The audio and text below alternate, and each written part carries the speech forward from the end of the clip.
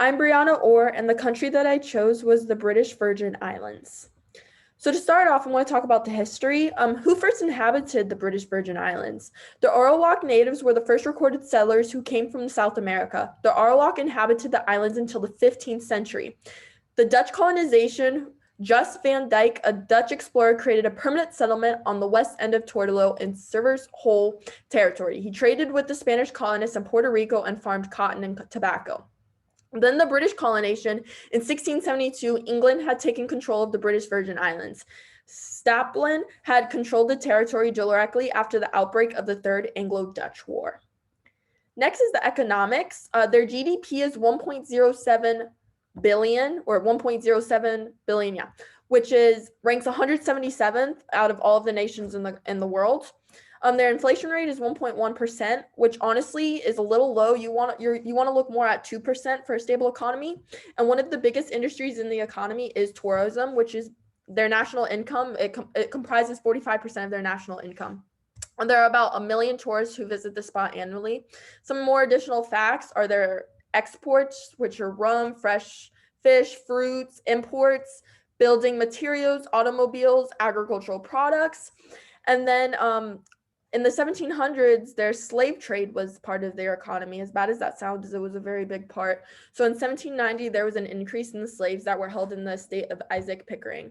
It quickly ended, and the leaders of these terrible actions were executed. Those slaves were very common at this time, and many of them had rebellions against their white slave owners.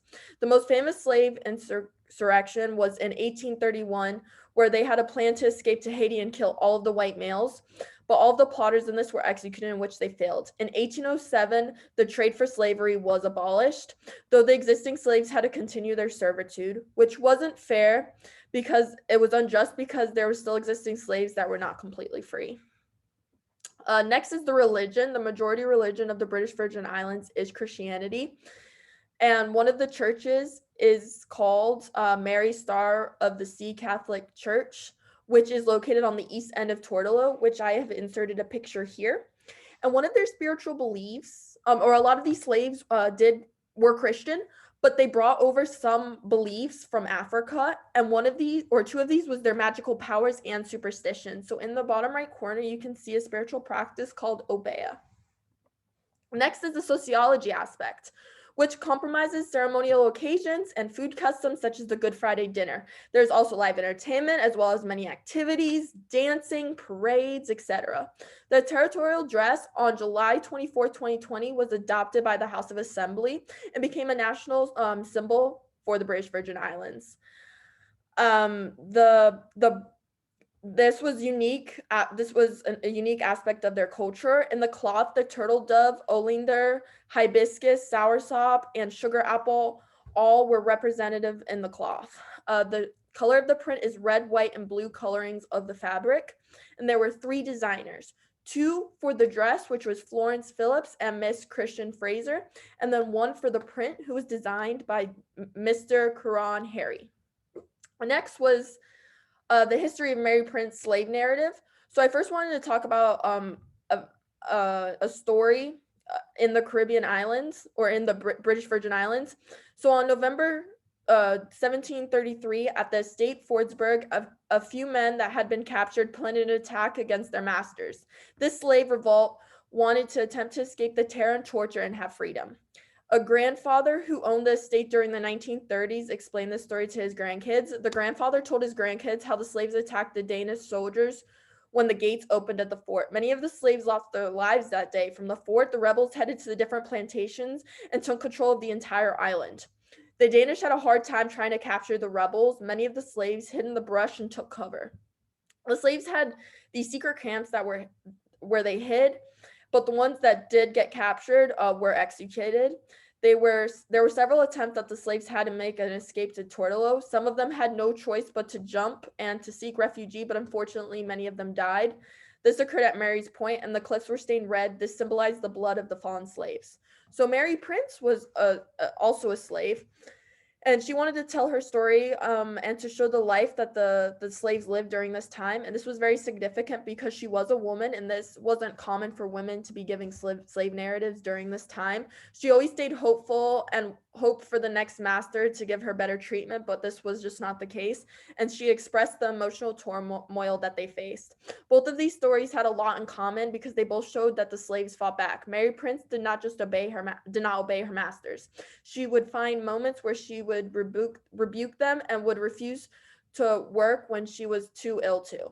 This resistance symbolized her lifetime of abuse and an inspiration to fight for freedom for the people that were still enslaved. Both of these stories show people who were fighters and stood up for what they believed in. And the story of Mary Prince connects to the terror and torture that many slaves faced during the in the British Islands during this time. Part B is Cultural Identity and Diaspora by Stuart Hall. In this text, Stuart Hall addresses cultural identity. Identity is not that easy and can sometimes be problematic. In today's society, identities are constantly changing. Identities should be seen as never being complete. Stuart Hall argues that there are two types of identity. The first one being essentialist identity, which could be anti-racism as an example.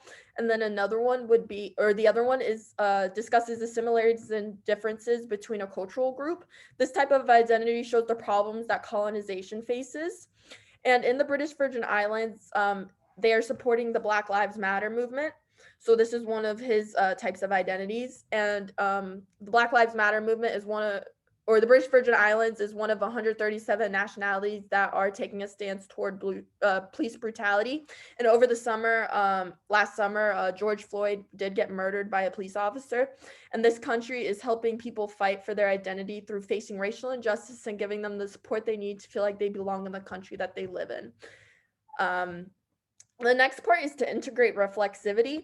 Before I selected this country, I knew that a massive part of the British Virgin Islands economy was based upon tourism. And I think when most people think of the British Virgin Islands, they do think of like water or the pretty waters, the 5-star hotels, the pina coladas. They don't really think about the history and the slave trade and all of that. So I really wanted to show that significance and incorporate it with the text of Mary Prince and the cultural identity to show not just the good, but also the bad, and just show the whole and complete picture. And that's why I really thought the British Virgin Islands was a very good example of this.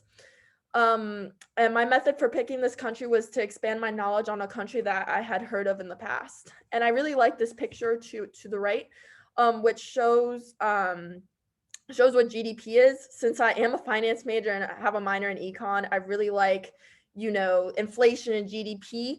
So as you can see, GDP is equal to your consumption plus your investment plus your government spending. And then you also have to add your exports minus your imports.